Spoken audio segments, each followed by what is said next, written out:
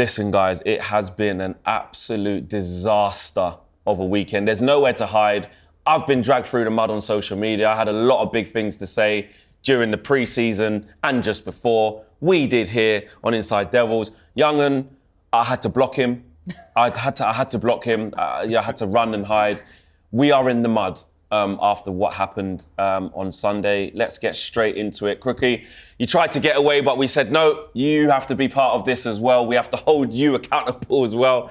Let's get into this, Crookie. You know, you was at the game, I was at the game. We were all at the game, actually. Yeah. How do you unpick what you saw? Well, first and foremost, I wasn't quite as bullish as you with our predictions. If you remember, I predicted a draw, which means I wasn't confident at all that we were going to win the game. But actually, the nearer we got to kick off and people were asking me, how's it going to go today? And I was feeling weirdly optimistic because there had been signs of encouragement and progress in those first two matches and in the Community Shield.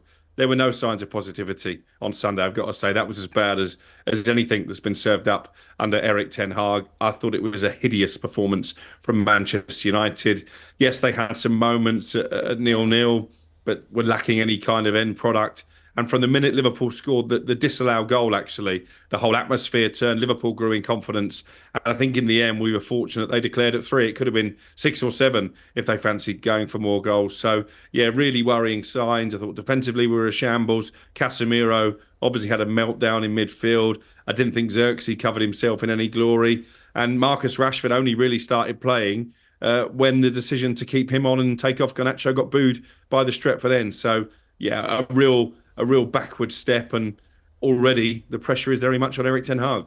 Yeah, the pressure is on, as always, Angelina. If you get poor results, especially off the back of a really poor season last year, how did you see the game and like the negativity and the pressure that seems to be building after 3 games? And we will talk about everything. We will talk about composure and being calm, etc. But in the immediate aftermath, I was just livid. I think that the hardest bit of it for me was what was going on in the stadium.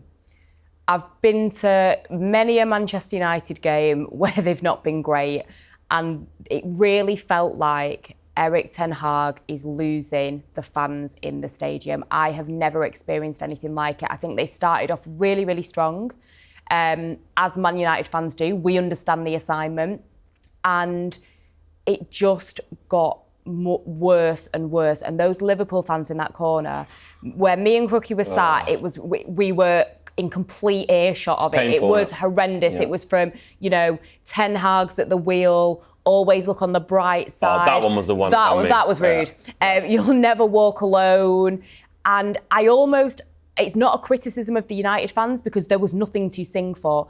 I was frustrated, like the players on the pitch, I never really saw like a moment where Bruno was, like trying to rally the team or rally the crowd or anything.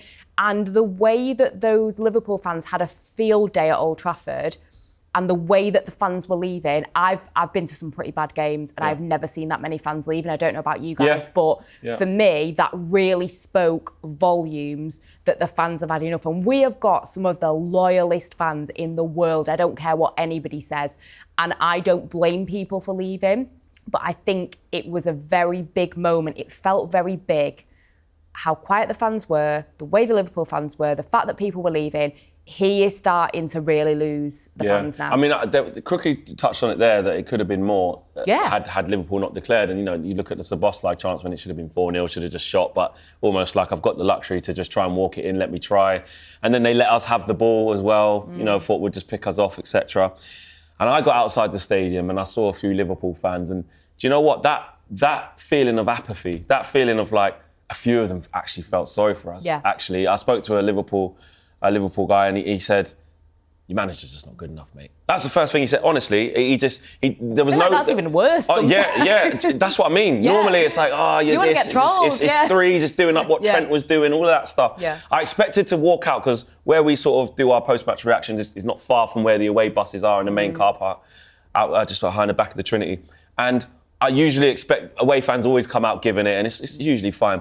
But I really did expect them to sort of be on the front foot, giving. And honestly, this guy was queuing up for some chips, and he looked at me, he goes, "Your manager's just not good enough, mate. It's as simple as that." And I almost felt like I didn't know what to say back. Crookie, a huge difference in the quality of the sides. Is that a massive reality check as to where the team actually is? Yeah, I think you can call it that. And I said on air on Sunday that actually this is not necessarily solely on Ten Hag. It's years of Glazer reign and years of decline in terms of the quality of players available. Having said that, I think when you listen to Arne Slot at the end of the game and he picks Ten Hag's tactics apart live on television within a couple of minutes, that is a real warning sign. As was Ten Hag's demeanour. I don't know if we're going to play the footage, but he's obviously got himself into a row with a newspaper journalist. He got himself into a little bit of a row with me because he questioned the player's mentality. And then when I called him into account and said, "You've just mentioned mentality," he said, "No, I didn't." It just strikes me that he's hitting out now. He's defending himself because of the trophies that he's won. And yes, he's won 2 cup competitions in 2 seasons, but that's not going to hold water for much longer. There needs to be signs of progress in terms of playing style. There needs to be signs of progress in terms of getting closer to these big teams, your Cities, your Liverpools and your Arsenals. And at the moment, we're not seeing that. And you look at Arne Slot, he's been there 3 minutes, and already Liverpool seem to have a different identity than they had under Jurgen Klopp. They haven't conceded a goal yet. They've won every game. Erik ten Hag's in his 3rd season, and there's an argument to say the club's going backwards still.